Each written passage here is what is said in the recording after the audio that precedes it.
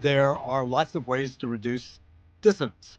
Some of them are productive and pro-social and pro making you a better person. Others wor- could work in the opposite direction. And looking at that discrepancy between your value and your behavior that belies that value, that contradicts that value, that creates cognitive dissonance. There's one other feature that made this experiment very famous. Welcome to the Performance Initiative Podcast. Our goal is to provide you and ourselves with the tools to be the best versions of ourselves. We are your hosts, Dr. Grant Cooper and Dr. Zenobi Mailer.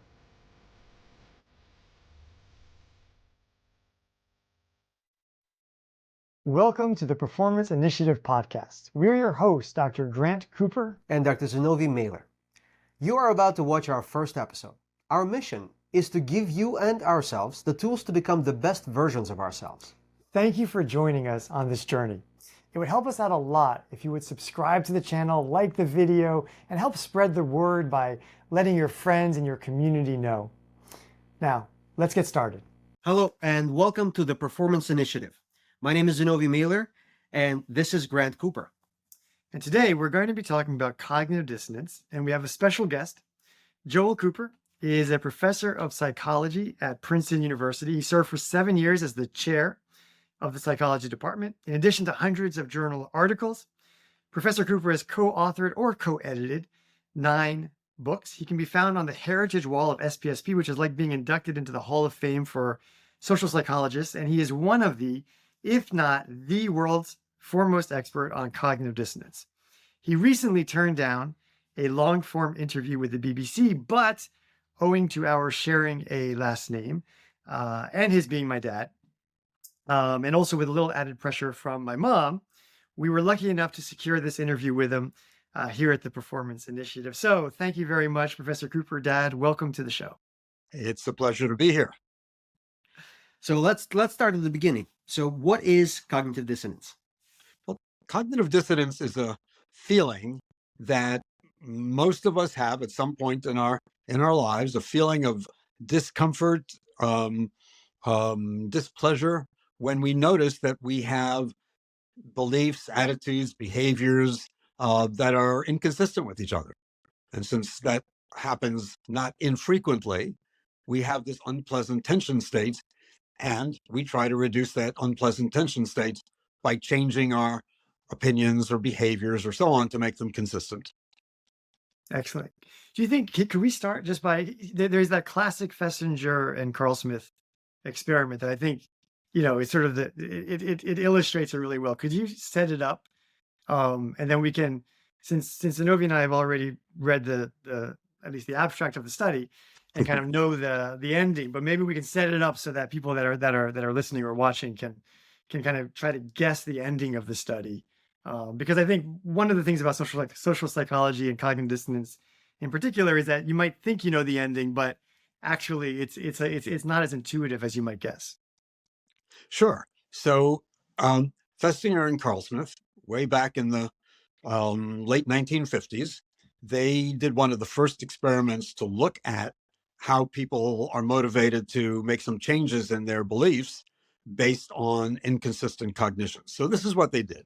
They started by thinking that they wanted to create an attitude.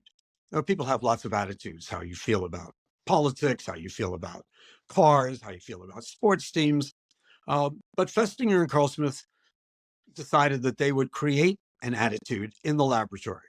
So they had people come into a study, and they called the study Measures of Performance.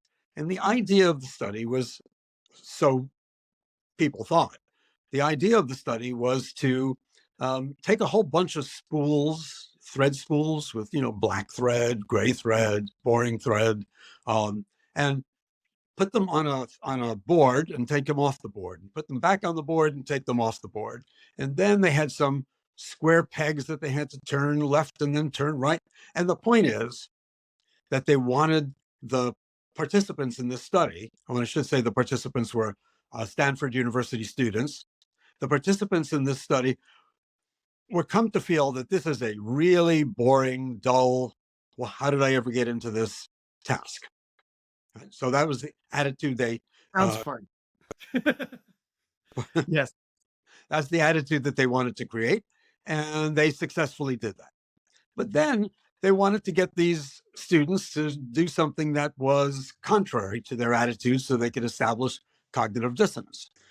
Experimenter said, gee, I don't know if anybody talked to you out in the waiting room before you came in here. Um, Probably, possibly not. But if you were in a control condition, but if you were in another condition, somebody would have come up to you and said, "Oh man, you're going to be in this study. It's the greatest. It's the best study. You're going to have such a great time. It'll be so exciting." And I don't think anybody told you that, right? And the student says, "No, nobody told me that." Well, the next person who's in the waiting room, she's going to be in that other condition, and somebody I hired is going to come up and tell them what a wonderful, great task this is, and we're going to assess their performance on this spool turning, spool sorting task compared to yours. Um, and then he says, but Mike, but that person I hired, he, he's not here yet. I don't know what to do. I have an idea. Maybe you could do it.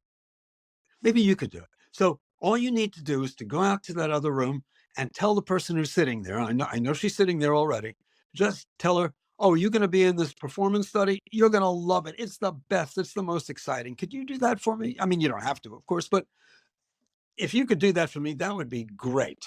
Um, and I can even pay you a little bit for it. But if you could do that, that would be great. And almost everybody says, "Sure, professor, I could do that for you."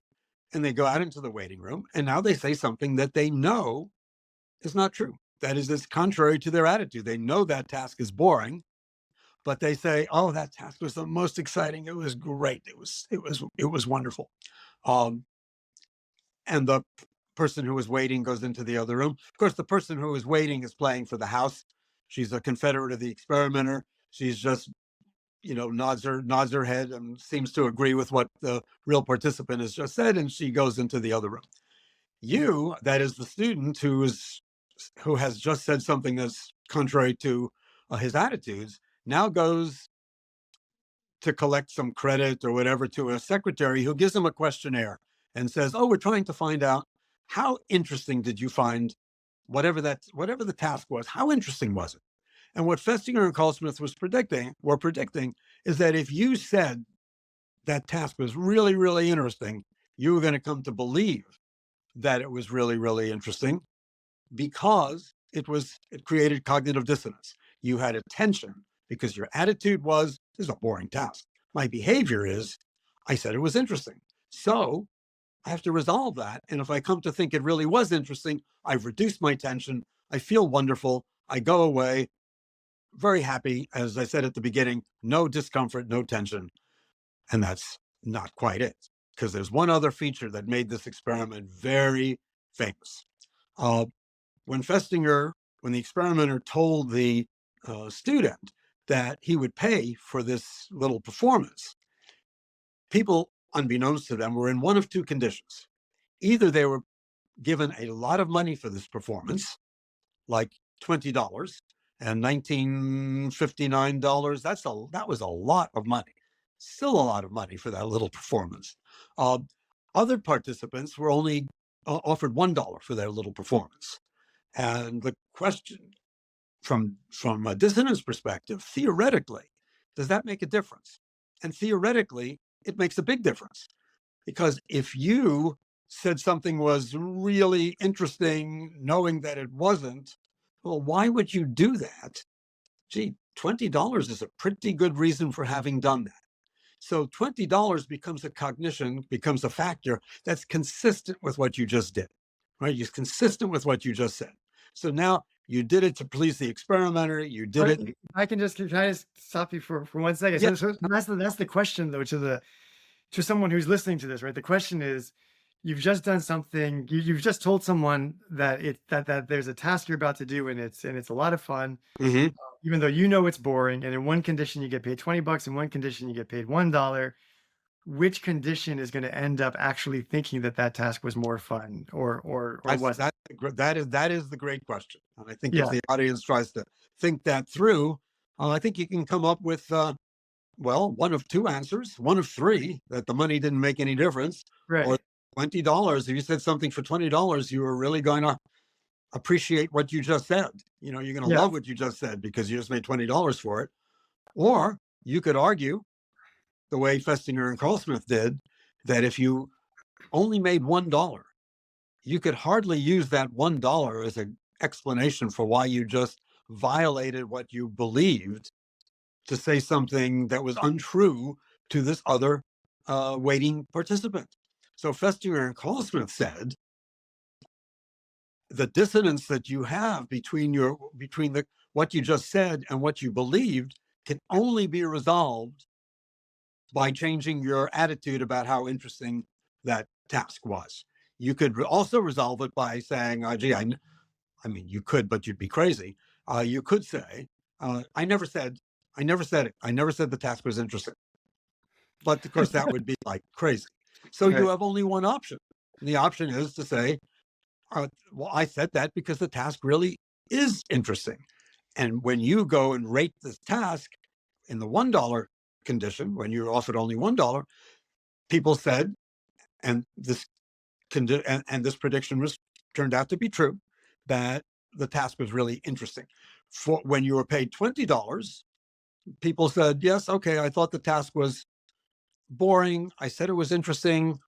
Is that inconsistent? Well, a little bit, but on the other hand, I got paid $20, and that's really consistent. Uh, and so that ended the story for them, and they said, "Yep, task was boring." Right. So the person has Now, to do something that is, they have to look for a reason to explain to themselves yes. So why they they did right. what they did. So Which goes to what you said, which is counterintuitive. At the initial on paper, when you just look at it, you would expect, or at least the first time I looked at it before I read the conclusion of the study, was that I would expect that people that were paid more money, they would enjoy it more because not only did they participate, but they also got paid. So Right. eventually they The whole were thing was a good time. right. The whole Mhm. thing was a good time. In fact, actually, the first time I was introduced to the cognitive dissonance was before I knew the term, and I didn't even know that what I was learning was actually about cognitive dissonance was the Ben Franklin effect. And for those that are not familiar with the story, it was taken out of his autobiography, where he explained how he dealt with animosity between a rival legislator in when he served in the Pennsylvania Assembly. And apparently he learned about what he described as scarce and curious book in the library and requested to borrow it, and then held on to it for a week, sending it back with a note explaining how grateful he was and how much of a favor it was for him. And then recounts the story where that legislator then approached him and spoke to him, where before there was a lot of animosity and they never spoke. Eventually, there was no more animosity. They formed a friendship. And then he describes it as an effect that it was curious to him that someone who does a favor for you is more likely to change their attitude towards you as opposed to you doing a favor for them, which to me initially went against what I naturally thought and what I think we learn as children is the concept of reciprocity, right? I do, if I want you to think highly of me, or if I want a favor from you, I do a favor for you first, and then I expect something in return. So, and this seems to go right against that. At least intuitively, it seems to go against that.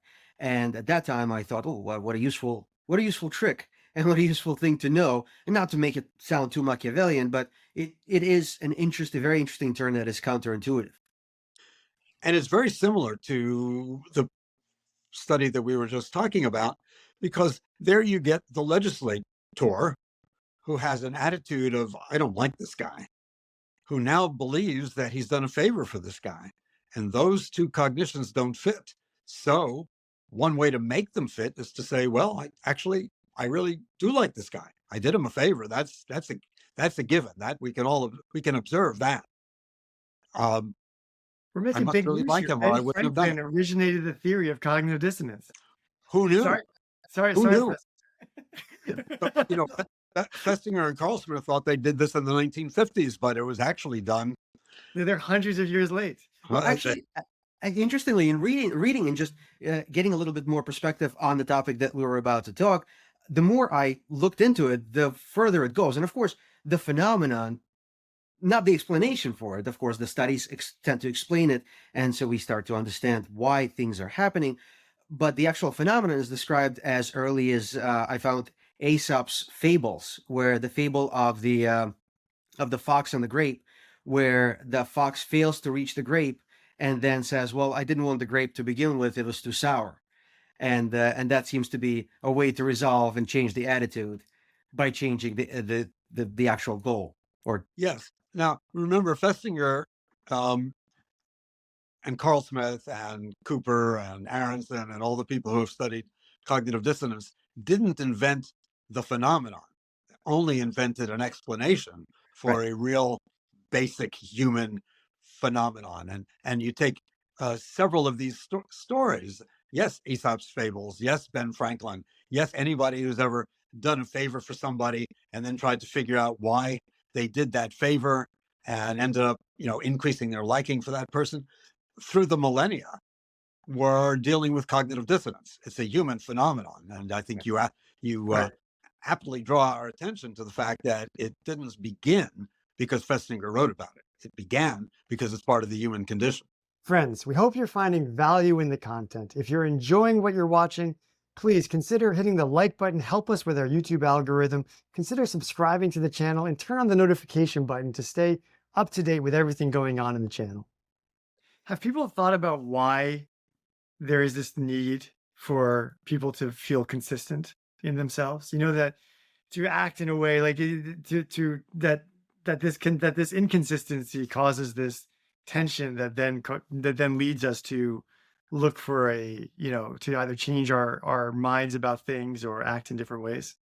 Yeah, I think there's a worldview that people do and should act consistently, that things fit together, that we don't do things that we don't believe unless we're a bad person. So, uh, a good and worthy person, whether it's, you know, yourself or the people in your environment, you expect them to act with consistency. You expect them to act in a way that matches their attitudes, that matches their goals, that matches their previous behaviors. It would be a chaotic world if people use one set of principles in one case and then seem to violate them in the next case. Um, Right. be a very chaotic world, and so I think to create stability in the world that we live in, um, we prefer consistency over inconsistency. And I think we learn as we grow up that to behave inconsistently is, uh, to use a non-scientific word, simply bad. People don't like you when you behave inconsistently. They question you when you behave inconsistently. And so that I think, as you grow up, you reinforce the belief in yourself and you help reinforce it in others that people should do what they believe what they say, act consistently over time and modality. Now we know that we actually don't much of the time, and that's why I get to study so many of the times that we don't act consistently. But our striving, our desire to act consistently, I think is, as I say, part of the human condition and part of what we expect from Right. ourselves and other humans. It would be interesting to see at what ages people are more likely to be subject to dissonance, right? Like, Mm-hmm. as a learned phenomenon, perhaps, or maybe it's just innate. Maybe even small children, are able to Well, there grasp. is work. There is work with small children, and that's, um, it's difficult to run children to study children in experiments in which they behave inconsistently. But it's been done, and they do find it in children as young as 3 and 4. Um, they, with a little grain of salt, have also found it in monkeys, and it's pretty hard to study monkeys As one behaving does. consistently. But you Monkeys know, change their attitudes you quite want a bit. you want like perhaps you want them to vote libertarian all the time, the monkeys. No, but but there are interesting studies that have actually looked at how monkeys seemed to try to preserve their consistency, and Yeah. not with a rating scale, but I can describe one for you if you'd Sure. like. Yeah. Okay, so they got some monkeys. I don't remember the breed of monkey, but very intelligent monkeys, and they had the monkeys behaviorally rate different color toys. And I say behaviorally rate because they put the toys out in front of the monkeys with different colors, and the monkeys express preferences for the colors. They're more likely to go after one color than another, and each monkey may pick a different color, but they're consistent, right? So monkey A likes red better than yellow, and yellow better than green. If you then give monkey a choice between their favorite color and their second favorite color, they pick the favorite color. No problem there, right? Now, humans, when we do that, we haven't talked about this yet, but when we humans make a choice between one color and another color, one candy and another candy, one car and another car, two things happen. We love the choice after we make the choice. We love that choice. We say we made the best choice possible because it is the best item I've ever had. I'm extrematizing, of course. And the one that I didn't choose, the one I almost chose, but I didn't choose, awful, terrible, all kinds of features that I should have realized. And so after we make a choice, there's a human phenomenon, very well studied in the laboratory, where the item you chose becomes even better liked than before you made the choice, and the item you rejected becomes trashed or disliked much more than before you made the choice. Now let's go back to the monkeys. So the monkeys picked, let us say, the green as their favorite, and they rejected the yellow. Okay. Now we give the monkeys a choice of the yellow and the red. Yellow was their second choice. Red was their third choice. But then they just rejected the yellow a moment ago, right? They just rejected the yellow. They picked the green in the fourth choice. So we think they'll love the green, but now they don't like the yellow. And now when you give them a choice between the yellow and the red, what do they pick? Okay, chance to make the prediction. What did the monkeys I guess they picked the choose? red. They chose the red. So That's interesting. this is just what humans would do. Right. And we would describe the human behavior as the resolution of cognitive dissonance. Right. And the people who did that study did exactly the same study with 3 and 4 year old children using the and the same thing happened. And the same thing happens, yes. So that's really interesting. Now there is no other study that I know of that dealt with monkeys. And there are a few studies that have dealt with preschool children using a slightly different method, but it looks like it's there with young children. That has so many implications, right? The idea that you can, if you wanted somebody, if you wanted someone to pick a third choice and you knew that they weren't going to get their first, but they were going to really hold on to their second, but you want them to actually pick the third, then you need to give them the choice first between the first and the second. They pick the first, but you explain why they can't have the first. Then they can choose between the second and the third, and they're more likely to pick the third. Well, that's surprising. I mean, it's interesting. Think of that as a possible consequence in a political primary. You have a number of choices. You have your number one choice, your number two choice, and a third choice that. Yeah. So like ranked choice voting, you're talking about then. No, I'm talking now about voting in the primary, and my voting for candidate A and rejecting candidate B. All right. Yeah. Now in the end, though, B wins. Yeah. But I rejected B when I voted in primary. So now I like C better than B. I don't like B. I put B down at the bottom of my own ranking, which are you makes more? it possible that when it actually comes to the election, since I don't like B and B is my party's candidate, Right. now I go vote for the other party.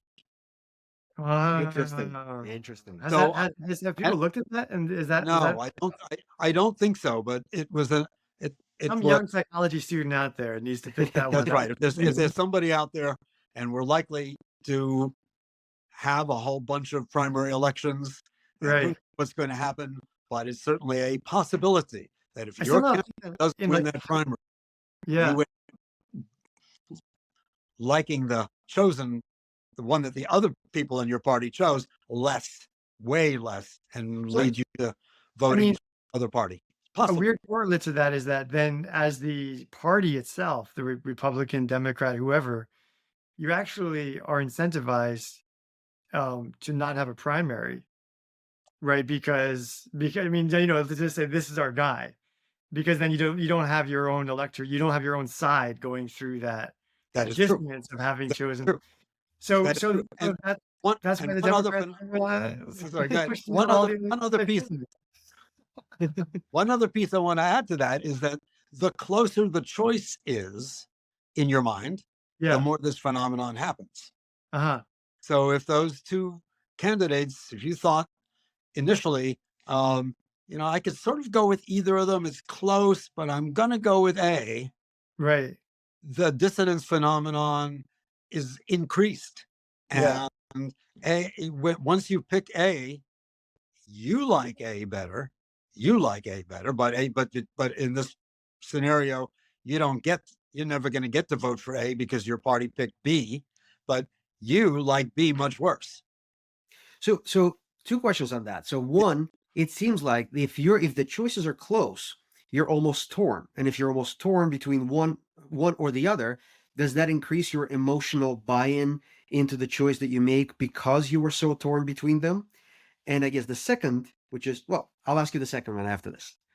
So is it because there is more emotion and it's because of the heightened emotion that you're become so polarized? Well, that's a good possibility. It's something I have to admit that I hadn't thought about that because there's emotion going in and there's emotion going out. And we know that the more invested you are in the decision, the more invested you are in the event, the more likely you are to experience dissonance as a result of the choice.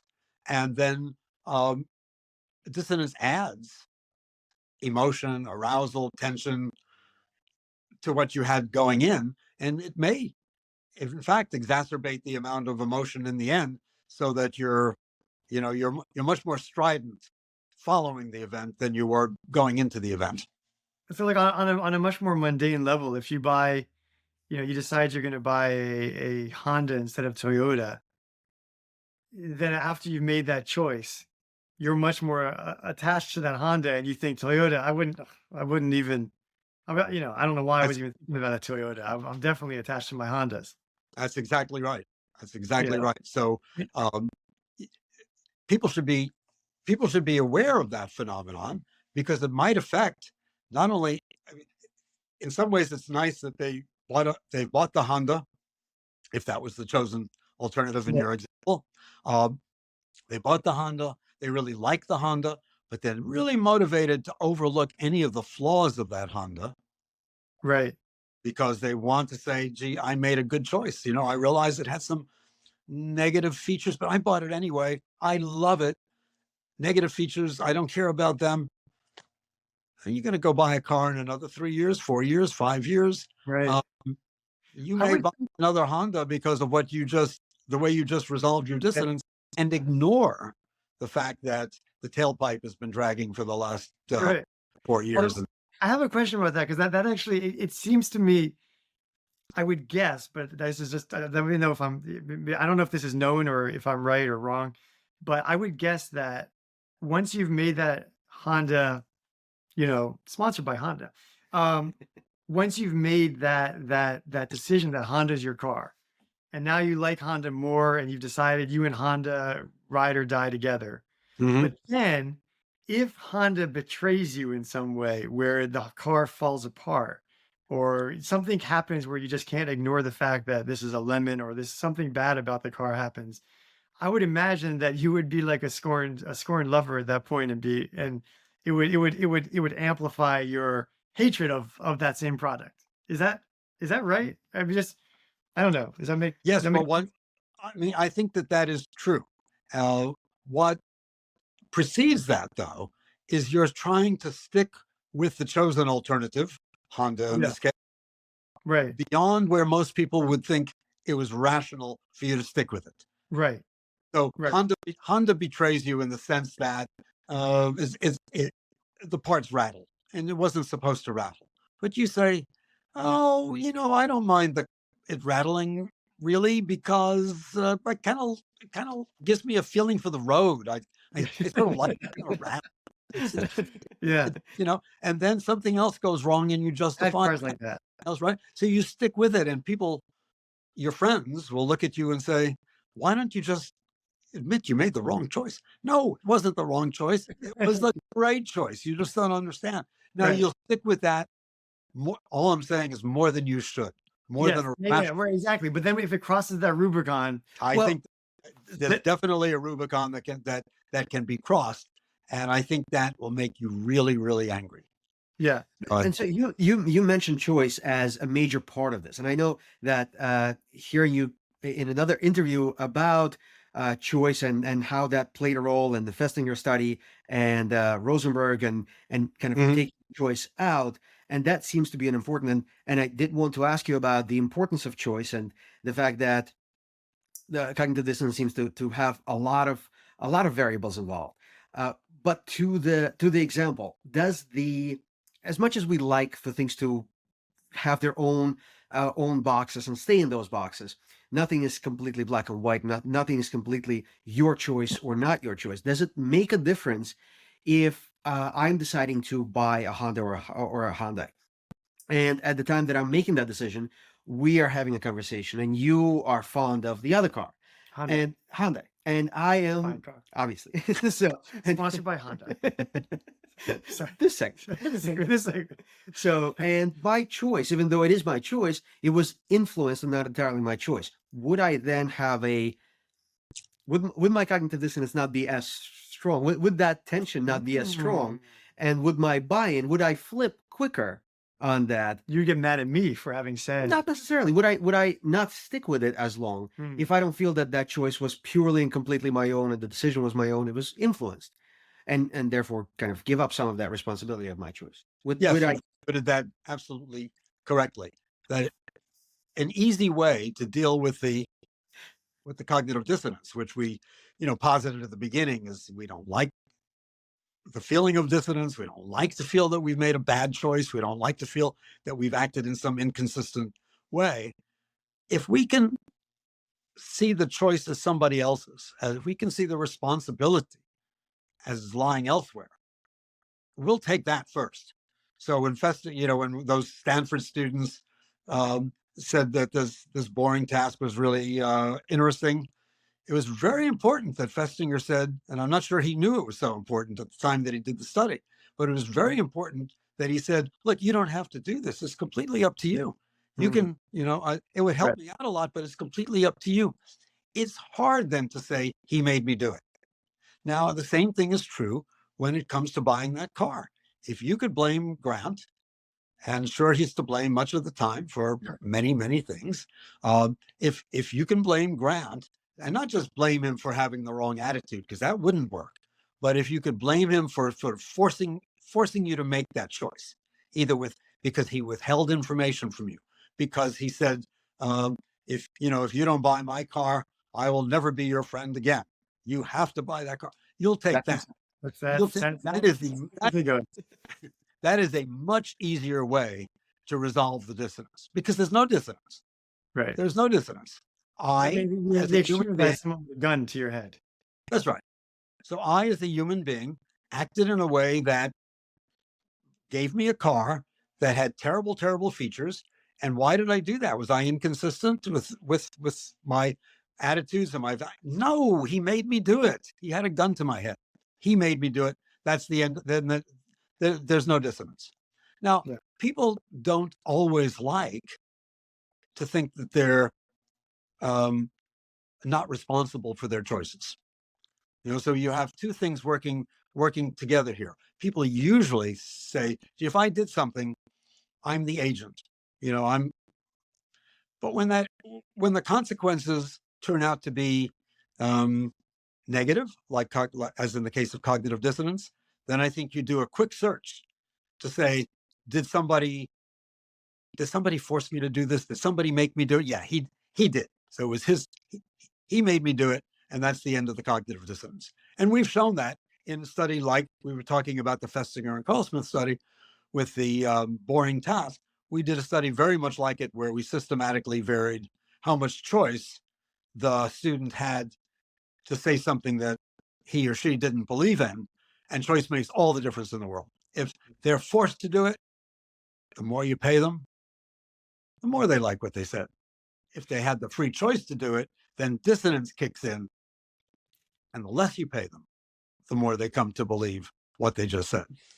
If the person who is convincing the other person of the boring task, if they know that they successfully convinced the person, as opposed to the other person didn't listen to that, didn't get excited about the task, does that affect how much dissonance, how much that the person ends up thinking that the task was fun, based on how successful they feel that they were in convincing the other person? Um, Did I say that okay? I think so. yeah, and I mean, in a way, I mean, that is, if you say to, if the person who's listening says to the person who's lying or acting inconsistently with his attitude, if they say, I'm a little skeptical, but I heard what you said, but I'm not quite sure. And versus, wow, that's great, I'm so excited. Doesn't make Yeah. any difference, because we've done that study. Doesn't make any difference. Doesn't make any difference. Oh, that surprises me. Okay. Yeah. On the other hand, if that other person says, I don't believe you.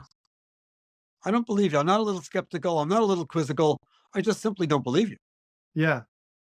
That It's kind of wipes out the dissonance. kind of a jerk thing to say, but yeah, interesting. Yes, it wipes out the dissonance. And in my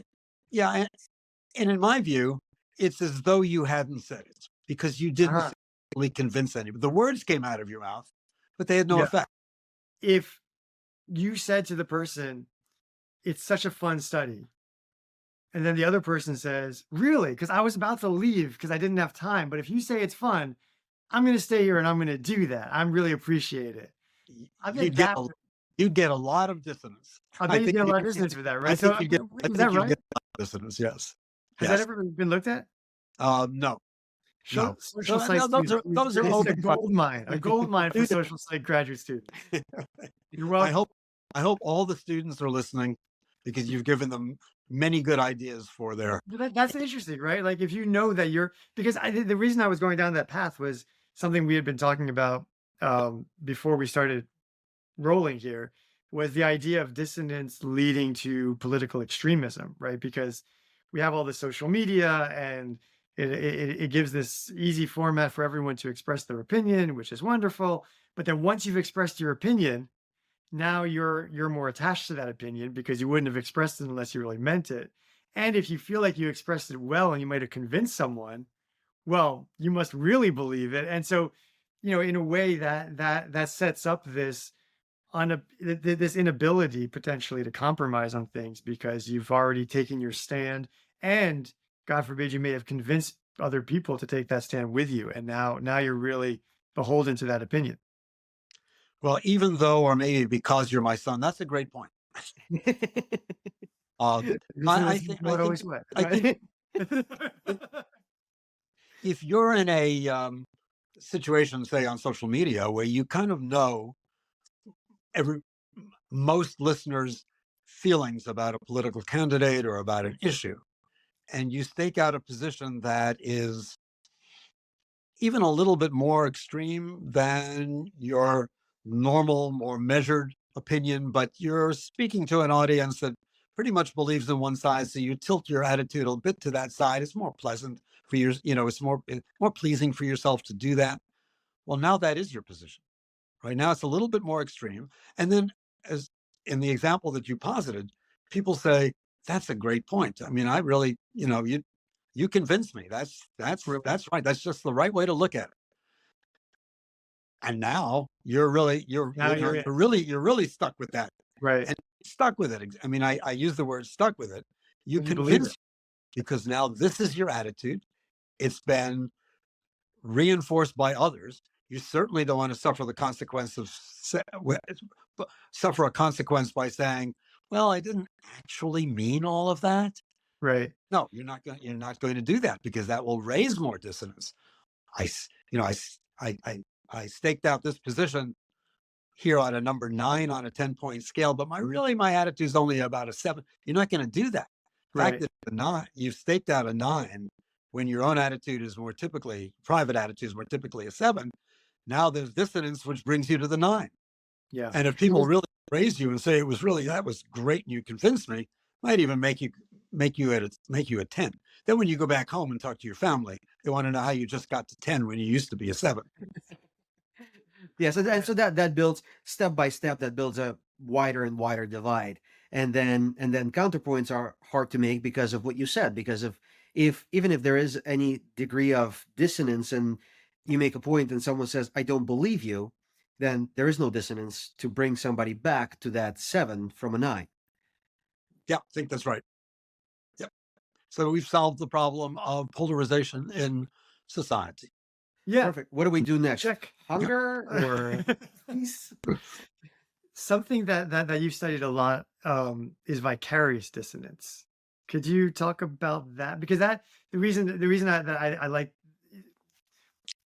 the thing that we're always thinking about in this podcast is how can we use the information that that we're learning together to make ourselves better versions of ourselves, right? And so, I mean, I think we've already talked about that a bit with just the dissonance and just being aware of the way that we make Line ourselves up. Yep. yeah, so that we can be more introspective and make more conscious decisions, whether it's not marrying the ketchup brand or thinking about politics and stuff. But another way that we might be able to use dissonance is this vicarious dissonance. So anyway, if you could describe. Yeah, we found that you can experience dissonance. You as an individual can experience dissonance because somebody you feel close to has done something that caused that person dissonance, even though you yourself haven't done anything. And what we particularly studied are members of groups. So when you're in a group of people that you really like, or a group that's really important to you, when you see that a person in your group, or see as in over here, or watch them acting in a social situation, when you see that the person has engaged in something that creates cognitive dissonance, it creates in you the very same tension state and a motivation to reduce it by engaging in some kind of change of attitude, change of behavior on behalf of your group member. And that's an odd phenomenon, but you can think it's an odd phenomenon because it's not obvious. But if you think of a friendship group that is quite important to you, and somebody in your group stakes out a position, whether it's a position about politics or it's a position about what the best car is in the whole world, and let's say that person doesn't believe it. I don't know why they said it. But I see them saying it, and I don't think they believe it.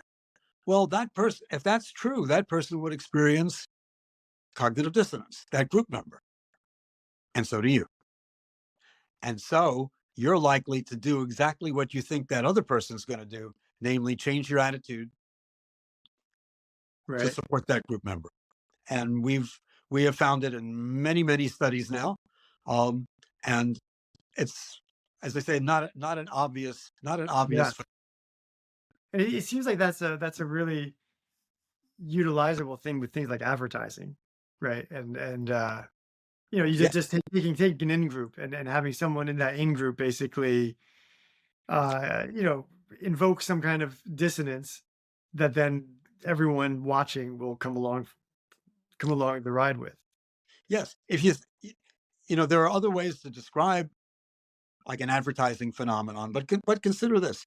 Suppose that you have young people advocate for buying a health insurance policy. Now, I mean, maybe young people should, but many young people don't. So let me just posit. I'm not sure I like this example, but let me just posit that most young people aren't thinking about life insurance. What's going to happen when I die? Everyone should get life insurance, including young people. Okay, sorry. That was a public service announcement. Yeah. Well, here's the Sponsored public by- service. But here is the public service announcement, because somebody in a group of young people says, I've been considering life insurance and I think I'm going to, I need to spend 3% of my income on life insurance, and I'm going to start that tomorrow. And you think, gee, does that person really believe that? The rest of nobody else in the group has spent 3% on life insurance, and does he really believe that? But he said that, and I think he's going to, he's going to actually put the 3% down, and he really believes that. I believe it too. Now, the rest of the group could be sitting there saying, nope, that's not a good expenditure of 3%. You should be doing something else with your money. But this one person has gone against the group and has said something that's going to create in that person, I'm just positing, because it's a atypical attitude for that person, cognitive dissonance. So not only will he experience dissonance, or she, not only will they probably, if it were a real example, change their attitude, but you as a group member watching this advertisement, but you're a group member because you're part of that age group, change your attitude as well. It's something because you experience dissonance vicariously. Right. Now, another maybe a clearer example of that, because I'm not sure that insurance was the right way to put it, but politically, you get a group of Republicans, one of whom says, I'm going to tell you why you should be voting for the Democratic candidate. Well, Republicans don't do that, right? Republicans maybe should ostracize this person for doing it. Maybe should. This seems like something that might happen. But you as a Republican are listening to this person make a speech favoring a Democratic candidate when in fact he's a Republican. There's dissonance there. Right. And you experience it as well as that person does because you're a group member. Well, and that probably explains also why when you do have, let's say, a Republican, because we picked that to begin, when you have a Republican that expresses something out of group, let's say, the Trump phenomenon is the obvious example where you have these never Trumpers, and then you can see how some people, right, they're attached to those people and they probably go through that same dissonance process and they go along with the never Trump, but the ones who don't, where this has crossed the Rubicon, and how dare you say that about Trump?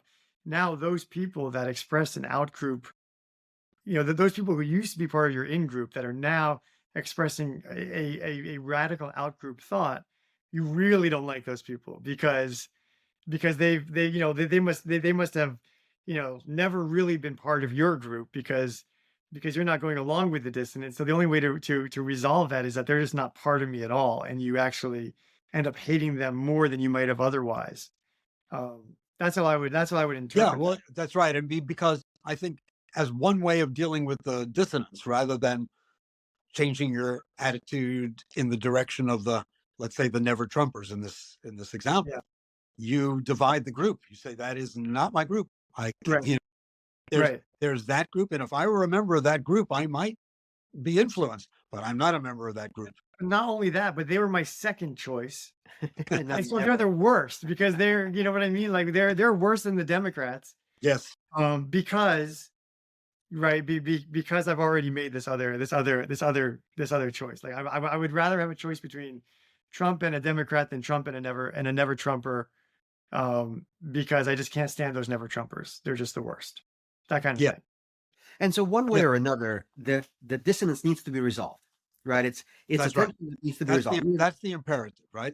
According to according to the theory, that's the imperative. Some way or other, you have to resolve it.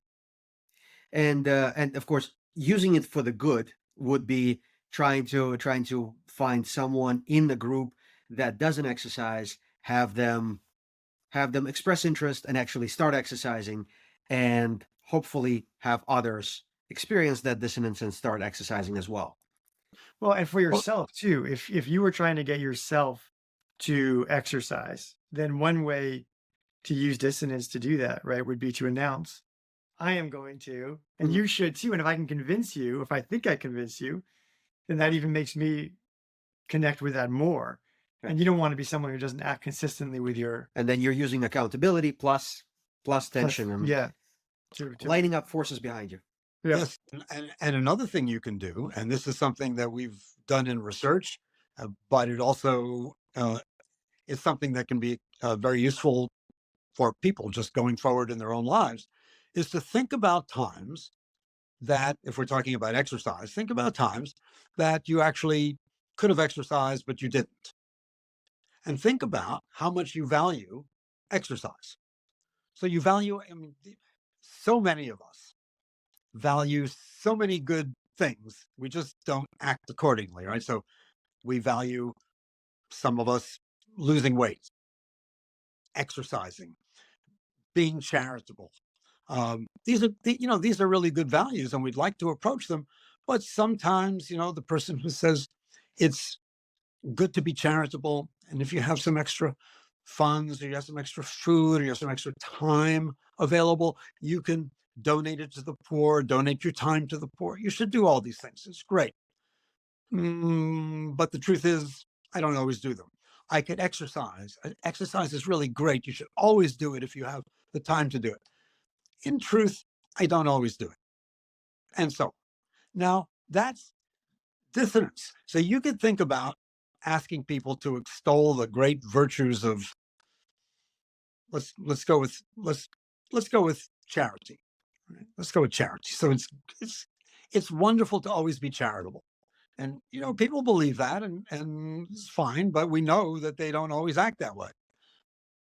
If you can create, and there's a little bit of irony here, but you create dissonance by getting people to think about specific instances in which they had some time to go down to the food pantry. They know where it is, but they didn't go. They went by somebody asking for for $1 for a cup of coffee, or $5 if they want to go to Starbucks.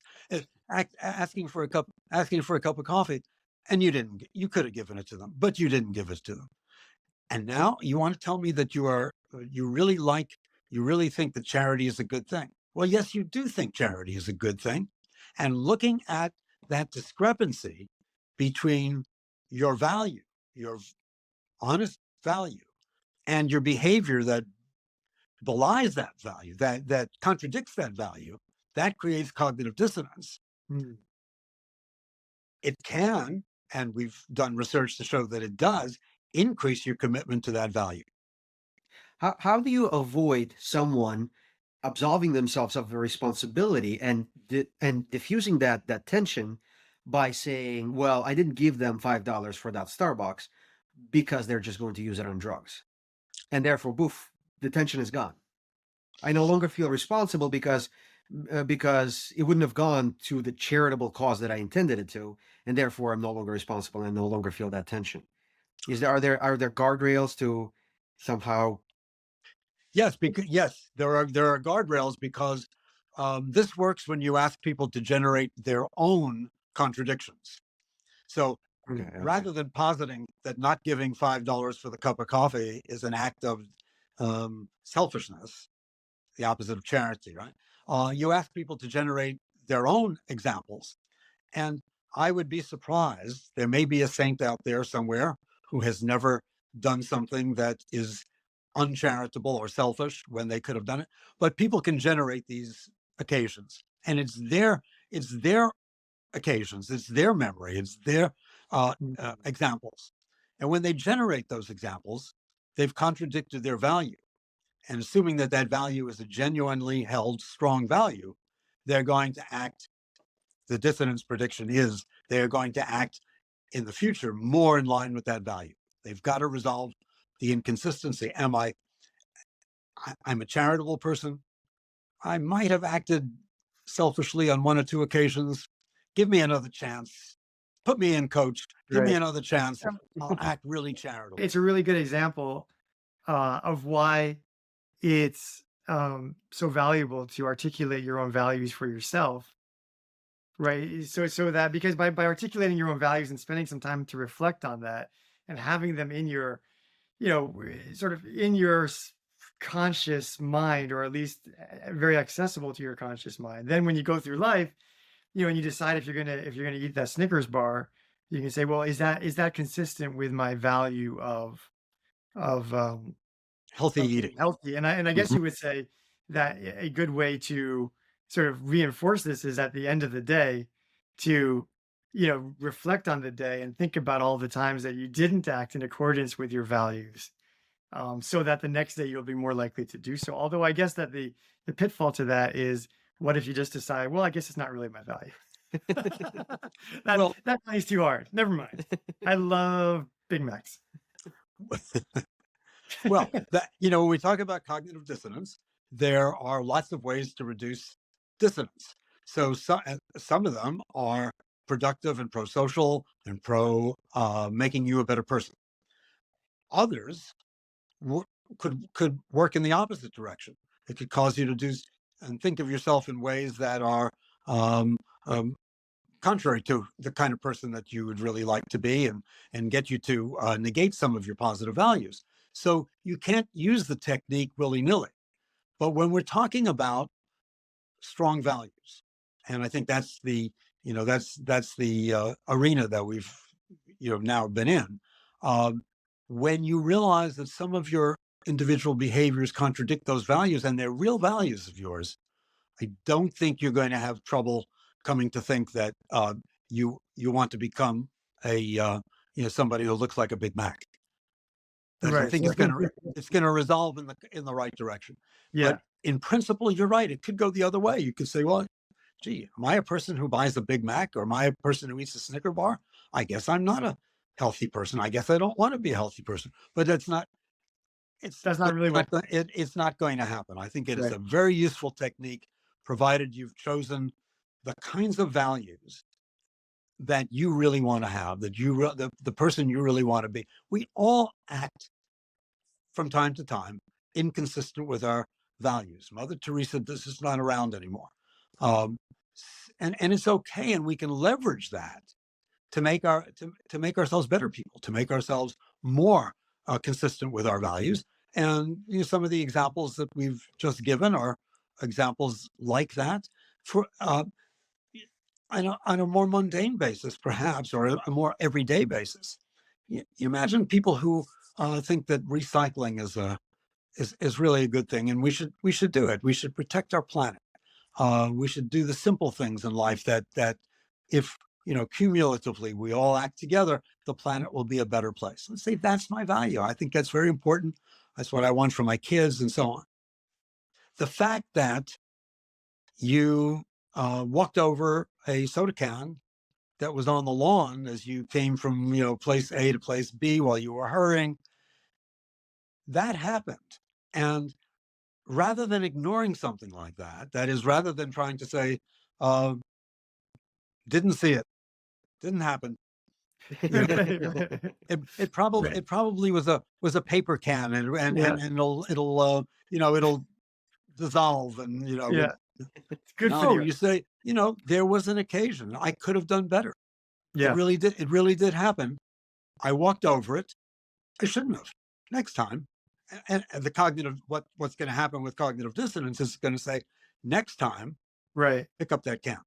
Yeah, Next time, you know, make sure you separate your recyclables from your non-recyclables, if that's your value. And I right. think paying attention to the inconsistencies will put dissonance to use and make you more consistent with your values, make you a better person. Mhm. And so, in thinking of it that way, and in that very example, what happens if you are not walking by yourself, and if you're walking with a group of your friends, 5 of your friends, and everyone walks over, and no one bats an eye. And does that create cognitive dissonance in you and potentially swaying you a little bit further away from your strongly held beliefs about recycling? And does that also play into that old adage of you are the average of your 5 closest friends? And is that why? Because we tend to align and create vicarious dissonance, or align ourselves with that. Yeah, I think if you can, the way to avoid becoming um, immune to the effect of that, the kind of inconsistency which we were hoping to use for the good, is to absolve yourself of responsibility. Now, that may not be a great technique in some cases, but in other cases it may be. In other words, I would have picked up that can, and I will pick up that can in the future. But I'm not tackling my 5 friends to do it. In a sense, they made me walk over that can. Um, maybe I should have, but the Yeah. reason that I didn't is because, in a sense, they made me do it. The flip side of that is that it presents, like, walking with your 5 friends over the can presents an amazing opportunity, because if you do Sure. stop Sure. and you get that can, then you're going to reinforce in yourself, look, I did this, people saw me do it. Now everyone knows what a great recycler I am. But also, you're going to influence, through vicarious dissonance, your 4 friends, who the next time are probably a lot more likely to stop and pick up the can. I think that's true. Other So, thing, as they say, other things being equal, because life is right. Right. manifold, right? And there's so many Right. influences and so on. And if one of your friends, the one who steps over the can, is 7'6" and 280 pounds, and would be angry with you if you picked up the can, don't pick it up, right? But So, Don't yes. think, oh, Preserve yeah. yourself from the earth so you there can fight are negative. there are other factors. But to the extent that you could do, Grant, Right. what you suggested, absolutely. If you're the one who, in the presence of your group, acts to Right. pick up that can, then you'll have influenced 5 of your friends through vicarious dissonance. Especially in the face of that 7'6", 280 linebacker. Right. Well, yes, Now if you're like, now right. you're all in. Well, so going with an example of the group and vicarious. So I was really battling whether or not I want to take us to this dark place or not. And Grant and I were talking about a book, The Ordinary Man, that is now a Netflix documentary where um, a police unit is described during World War II, where It's a true story. it's based on true events happening in World War II, where men in Germany, Nazi Germany, were able to volunteer for a police unit and try not to go to the front. So they obviously got a lot of applications. Then they were able to select people that were in the Nazi party or very I much think aligned with they it. were older also. They weren't. I think they were older people. That doesn't matter. But But yeah, they were yeah, all yeah. capable, but they Right. wanted to stay away from the front, and this Yeah. was a way for them to do that. And the premise of this is that, as the name implies, they're ordinary men. So these are not vicious human beings. These are people that don't know what they're really signing up to do. They're signing up to police, and then they find out that they really are the extermination unit. And some of the key elements here, just based on what we were discussing, is that seemingly they were given a choice, and they could say no to it. And in fact, some of them did. And yes, they were ostracized by the group, but they never were sent to the front. They were made to clean latrines and they were cleaning potatoes, but they stayed with the group. And then they had a very tough time carrying out their orders. But then they didn't. Then they just started to go with it. And it just seems, and the reason that I think it's, even though it's taken us to a slightly darker place, but it's still quite a darker place. It's important to note how cognitive dissonance works in the other direction too, and hopefully be able to recognize it in ourselves and in the society and in others. And that includes probably cognitive dissonance, vicarious cognitive dissonance, and certainly there are multiple forces probably in play there. But does that fall in line with it What we're it talking does it does fall in line. And I think it's it's a very interesting example because people will often ask, how did people possibly become the kinds who did the kind of people who behaved in such an atrocious way in Nazi concentration camps and death camps, and help make those camps function when they went into the army as you say, ordinary people, and they do it step by step. They do it little at a time. The more choice they feel they have, the more responsible they feel they are for this next choice, the more they adapt to that choice and adopt that as something they can live with, or maybe something they even agree with. And then we go to the next step, and then we go to the next step. And dissonance continues to operate on them, and they need to justify it. How could I be doing this? Well, either I'm a bad person, which is not what most of those folks came up with, or what I'm doing really isn't so bad. It could have been worse. That is, It's necessary. I could have actually been the one pulling the switch. I could have been on the front. I could lots. So this wasn't so bad. I'm not Right. that bad a person. Yeah. And then you do the next thing, and I'm not so bad a person because this next thing wasn't so bad, until you get to a point where most of us in the civilized world look at it and say, how can an ordinary person ever have been brought to that point? Dissonance Yeah. is one of those. Yeah. Taking it, unless you just taking it into a different, like a slightly, well, a lighter place, but to the question of choice, I mean, just thinking of like kids, right? When you have kids and you want them to do something and want that behavior to stick, if you present it as their choice, even if you're manipulating it in some way so that you're kind of helping them make the right choice, they're much more likely to own that behavior and then do it again the next time, as opposed to if they can look at the behavior and say, "Well, I only did it because Dad told me to do it," then Dad Very, better, yeah, very much so. Very much so. So, you most effective at getting kids to change their attitudes, values, behaviors using cognitive dissonance would be to give them as much choice as you possibly could. yeah, Um, it's completely up to you. But the problem is they might not choose what you want them to choose. right. So, So right. So then you yeah, start putting a little bit more pressure. Um, it's not, I'd like you to do this, but you don't have to. right. I'd really like you to do this, but you don't have to. Um, well, until finally you say you have to do this, because I said so. Right. And then you've lost your dissonance. then you've lost your dissonance. But here's an interesting thought experiment that I don't know of any data that, as a scientist, I don't know of any data, but I have an So just intuition. like all students, listen up, listen up. This is your moment. Yep. Okay.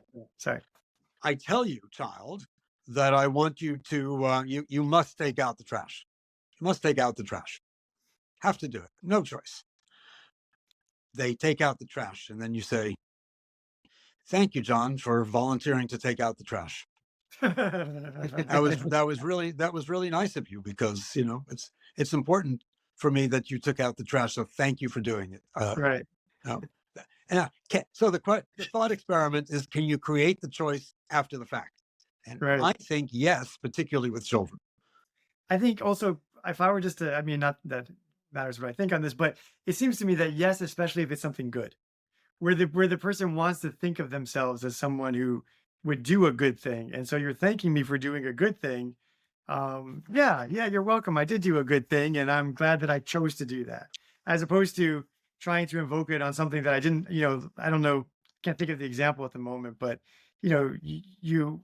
I do something bad, and then you say, yo, you chose to do something bad. And I think, no, you told me to do something bad. I didn't choose to do, I would think you would face more resistance when it was less flattering to the person. When it's flattering, Mhm.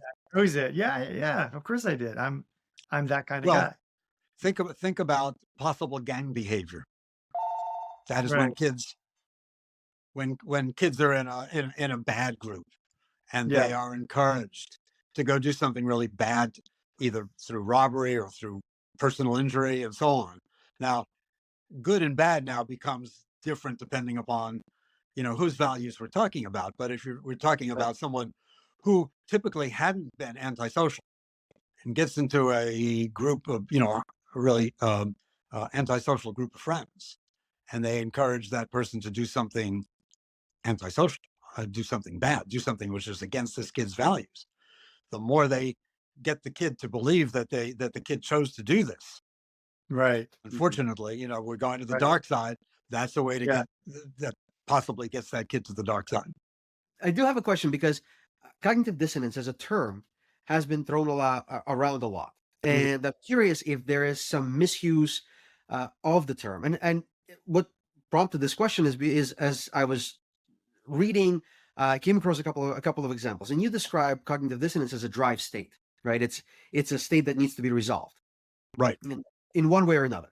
And so the two examples that I have is the one that I'm actually, well, I don't know if I'm curious more about one more than the other, is that I heard people describe this as a state that someone finds themselves in. And that just didn't sound right to me. They say that, well, you want to be a good person or you want to have a good diet, but you are not doing it and you find yourself in cognitive dissonance, and they are using it more as a diagnosis, as in now you find yourself depressed. But they say, well, here's how you can work on resolving your cognitive dissonance. And by definition of it, of this being a drive state, it doesn't sound like it goes along. Well, one of the issues that Festinger talked about when he wrote his original book was an observation that we have, myriad cognitions, thousands of cognitions. Some of them we're aware of at the moment, some of them we're not quite so aware of. Many of them, most of them aren't really related to each other, but some of them are, and those are the ones we want to talk about. And some of the ones that are discrepant, we're just not aware of the discrepancy. We keep them in different little containers. We don't realize that to do behavior A is to be discrepant with attitude B, because they're just in different parts. We don't put them together. And in fact, that's one way to deal with cognitive dissonance, is just to try to keep them separate. So yes, I walked over the can. What's your point? Yes, of course I believe in recycling. What's your point? Why'd you ask that? We keep them apart. When they're brought together, either because something in our lives has made us look at those two things together, or you as a therapist, you as a persuader, you as a politician make me put them together. Now I've got to deal with it. I feel like that's a great dissonance workbook thing at nighttime, right? To go through and sort of inventory your day and the ways that you didn't act in consistency with your values, as a way to motivate yourself to be better the next day. I think I think that's a super suggestion, and I don't know any self-help manual or whatever recommendation that's ever looked at that part. I was just reflecting that no one told me that growing up. It would have been a helpful. Yes, we should have done something like that. I can't all the missed possibilities. I can only imagine. Listen, but I do seriously think that cognitive dissonance is something that creates this arousal state when you or someone with you or something in your environment makes you put them together and realize, those don't fit. And now I got to do something. And so Grant's suggestion of actually doing it for yourself, thinking about those values that you have and those little behaviors that you could have done better because they're discrepant with that value, I think that would, create that motivational state. So that was the one. What's the other? Oh, no. The other, it was an example from a book.